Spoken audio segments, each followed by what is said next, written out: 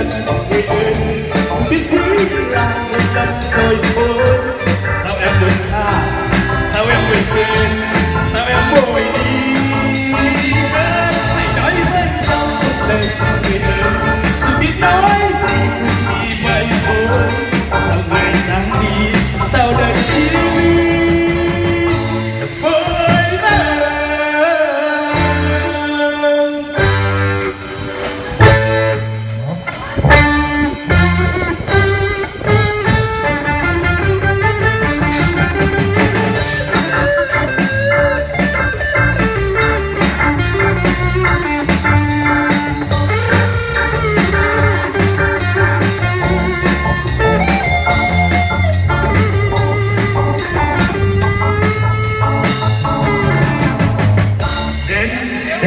Đến với anh ơi,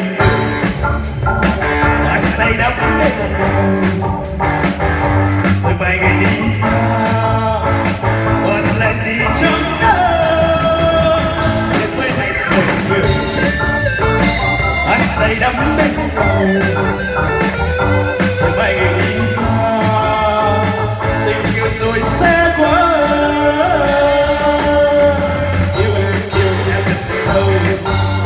Yêu em say lâu, người ơi người ơi có thể anh đến với anh một lần người ơi, dù biết chỉ một lần rồi thôi.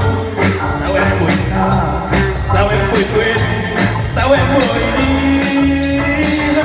Hãy nói với nhau một lời người ơi, dù biết nói gì cũng chỉ vậy thôi. Sao người ra đi, sao đành chia ly?